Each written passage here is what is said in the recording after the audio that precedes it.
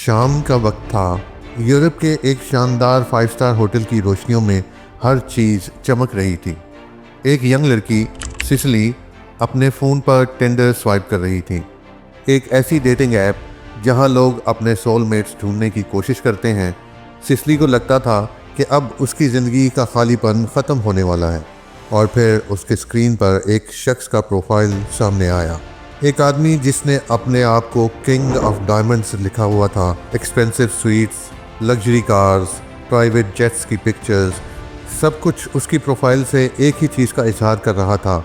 ये शख्स किसी आम इंसान का बेटा नहीं, बल्कि एक बिलियनियर फैमिली से था। सिसिली ने सोचा कि शायद उसने अपना प्रिंस चार्मिंग ढूंढ लिया है। जब दोनों मिले तो रोमांस के एक नए चैप्टर का आगाज़ हुआ। लग्जरी डिनर्स, चांदनी रात में एक्सपेंसिव वाइन्स और मोहब्बत भरी बातें। साइमन नाम का ये लड़का, जिसे दुनिया बाद में साइमन लेवियफ के नाम से पहचानेगी, सिसिली पर पैसा बरसा रहा था। प्राइवेट जेट्स का सफ़र, होटल्स के रॉयल स्वीट्स और एक्सपेंसिव गिफ्ट्स। लेकिन कहावत है ना कि जो चमकता है ज़रूरी नहीं कि वो सोना हो। सिसिली को क्या पता था कि ये मोहब्बत एक बड़ा फ्रॉड बनकर उसकी ज़िंदगी तबाह कर देगी। जब मैंने साइमन की पिक्चर देखी तो मुझे उसके लुक्स पसंद आए। मैंने उसे राइट स्वाइप किया। मैं भी उसे टिंडर पर मिली थी। उसके डैड का डायमंड बिजनेस था। $250,000, $140,000, $30,000। ये कहानी 2018 में शुरू होती है। एक इस्राएली शख्स, असल नाम शैमून हैवाट, लेकिन अपने आप को दुनिया के सामने साइमन लेवियफ कहकर इंट्रोड्यूस करता है। उसने अपने आप को मशहूर इस्राएली डायमंड टाइकून लेव लेवियफ का बेटा कह दिया, एक ऐसा बिलियनियर जिसके पास दुनिया भर में प्रॉपर्टीज़ थीं, जिसके प्राइवेट जेट्स हमेशा फ़्लाइट पर रहते और जिसके साथ ट्रेंड बॉडीगार्ड्स हमेशा खड़े रहते। मगर असल में ये सब झूठ था। ये शख्स ना तो डायमंड का राजा था, ना बिलियनियर का बेटा। ये सिर्फ एक प्रोफेशनल कॉनमैन था, एक ऐसा आदमी जो मोहब्बत के नाम पर औरतों के दिलों से खेलते हुए बैंक अकाउंट्स खाली कर देता था। 2018 से 2019 तक साइमन लेवियफ ने यूरोप की सड़कों पर खौफ के साए फैला दिए। हर मुल्क, हर शहर में नए निशाने और नए ट्रैप। साइमन लेवियफ का तरीका एकदम सिनेमैटिक था, बिल्कुल ऐसा जैसे किसी मूवी का विलन अपना प्लान एग्जीक्यूट कर रहा हो। पहले स्टेज पे वो अपनी विक्टिम को ट्रस्ट और कंफर्ट जोन में लेता। टिंडर पर बातें शुरू होती, फिर एक्सपेंसिव गिफ्ट्स, लेविश डिनर और वर्ल्ड टूर्स तक का सफ़र। वो औरतों को प्राइवेट जेट्स पे लेके जाता, उन्हें 5 स्टार होटल्स में रखवाता और अपनी लाइफस्टाइल से ये साबित करता कि उसके पास अनलिमिटेड वेल्थ है।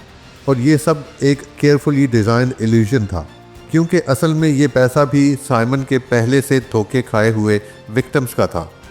मतलब एक लड़की के पैसे से दूसरी लड़की के लिए शो ऑफ करना। जब तक औरत उसके चार्म और वेल्थ की चमक में खो जाती, तब तक साइमन अपना दूसरा स्टेज शुरू करता। एक दिन अचानक वो एक इमरजेंसी स्टोरी बनाता, मेरे एनिमीज़ मेरे पीछे हैं, मुझे मारने की कोशिश हो रही है, मेरे क्रेडिट कार्ड्स ब्लॉक हो गए हैं, मुझे फ़ौरन तुम्हारी मदद चाहिए। Your favor, if you have American Express credit card or something, I can link it to my account, and then it's not basically under my name, understand? So that basically nobody really knows everything. Of course, I will cover up everything until you could be there in advance. But yeah, this would be great. Thank you so much. I really appreciate it. और फिर haunting videos, blood से लथपथ body part की तस्वीर, खुद Simon के ज़ख्मी होने के नाटक और व्हाट्सएप पर भेजे गए मैसेजेस, सब इतना रियल लगता कि विक्टिम्स घबरा जाती थीं।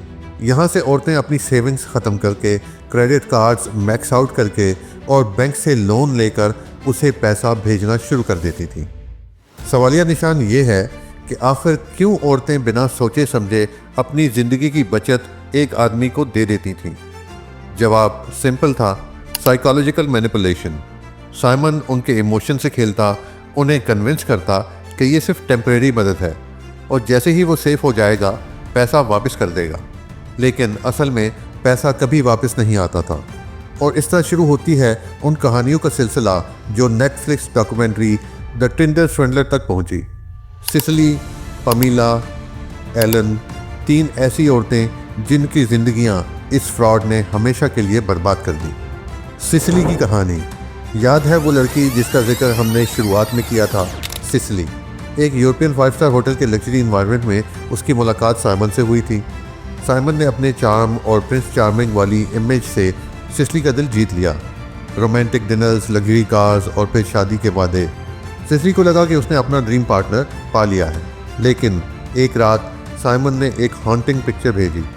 उसका बॉडीगार्ड खून में लथपथ पड़ा था और साइमन कह रहा था, मेरे एनिमी से अटैक किया है, आई एम इन डेंजर। मेरा क्रेडिट कार्ड ब्लॉक हो गया है, मुझे तुम्हारी मदद चाहिए। सिसिली ने बिना देर किए $2 लाख का लोन लेकर साइमन को भेज दिया। उसे लगा कि ये टेम्परेरी हेल्प है जो उसके होने वाले शोहर को बचा लेगी। लेकिन रिजल्ट, पैसा गायब और साइमन भी। सिसिली के सपने टूट गए, मोहब्बत के नाम पर उसकी ज़िंदगी बर्बाद हो गई। फिर आती है पामीला की कहानी।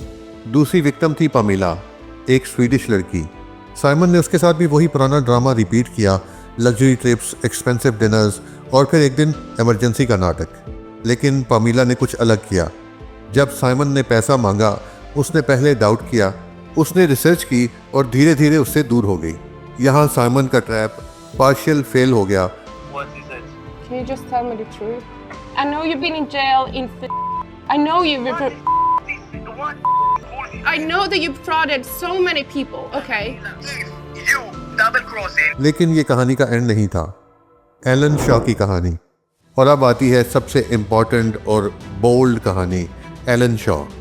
एलन भी शुरू में साइमन्स के जादू में आ गई थी। उसने भी अपनी सेविंग्स और लोन मिलाकर साइमन को $1,40,000 भेज दिए। लेकिन फिर एलन को एक आर्टिकल मिला जिसमें सिसिली और पामीला अपना दुख और सबूत शेयर कर रही थी। एलन को फ़ौरन समझ आ गई कि वो भी एक फ्रॉड विक्टिम है। यहाँ से कहानी में ट्विस्ट आता है। एलन ने डिसाइड किया कि वो साइमन से ब्रेकअप नहीं करेगी, बल्कि वो अपना नाटक जारी रखेगी। गर्लफ्रेंड का ड्रामा करके हर स्टेप पर नज़र रखेगी। उसने साइमन के travel bookings, hotel addresses, fake passports और हर मूवमेंट का रिकॉर्ड रखना शुरू कर दिया। और फिर उसने इंटरपोल से कांटेक्ट किया। एलन ने अपनी हिम्मत और हौसला दिखाते हुए साइमन के खिलाफ एक चुपचाप मिशन शुरू किया। जिस शख्स ने उसे बर्बाद किया था, अब एलन उसी के खिलाफ सबूत जमा कर रही थी। हर फ्लाइट टिकट, हर होटल बुकिंग, पासपोर्ट की कापीज़, सब एलन ने सीक्रेटली सेव किया। उसने देखा कि साइमन अपने अगले शिकार ढूंढने के लिए फेक पासपोर्ट्स बनाता और यूरोप के मुल्कों में फ्रीली ट्रैवल करता था। आखिरकार एलन ने इंटरपोल से कांटेक्ट किया और उन्हें साइमन का एग्जैक्ट ट्रैवल प्लान प्रोवाइड कर दिया। और फिर वो दिन आया, 28 June 2019, Athens airport, Greece. Interpol officers तैयार थे। जैसे ही साइमन फेक पासपोर्ट के साथ चेक इन करने गया, उसे गिरफ्तार कर लिया गया। यूरोप का सबसे बड़ा रोमांस स्कैमर अब जेल में कैद था। मगर कहानी अभी ख़त्म नहीं हुई। इजरायली अथॉरिटीज़ ने जब उसके अगेंस्ट केस फाइल किया तो सबूतों का ढेर सामने आया। विक्टिम्स के text messages, WhatsApp voice notes, fake injury pictures, loan approvals और बैंक ट्रांजैक्शंस। 2019 में नॉर्वेजियन न्यूज़ वेबसाइट वीजे के जर्नलिस्ट ने सिसिली और पामीला के इंटरव्यूज़ पब्लिश किए, जिसमें उन्होंने अपनी पुरानी कहानी और एविडेंस सामने रखे। ये स्टोरीज यूरोप भर में वायरल हो गई। इसराइल पुलिस ने साइमन पर मल्टीपल फ्रॉड चार्जेस फाइल किए। कोर्ट ने उसे 15 मंथ्स की जेल सेंटेंस सुनाई। लेकिन असली ट्विस्ट यहाँ था, साइमन सिर्फ 5 मंथ्स के अंदर फ्री हो गया। क्यों? क्योंकि कोर्ट में पुलिस के सबूत वीक साबित हुए और साइमन के लॉयर्स ने एक पॉइंट डिनाई कर दिया। साइमन की अरेस्ट ने उसकी पहचान एक्सपोज कर दी, लेकिन असल जस्टिस अभी भी इनकम्प्लीट था। साइमन की गिरफ्तारी ने यूरोप भर में हेडलाइंस बनाई।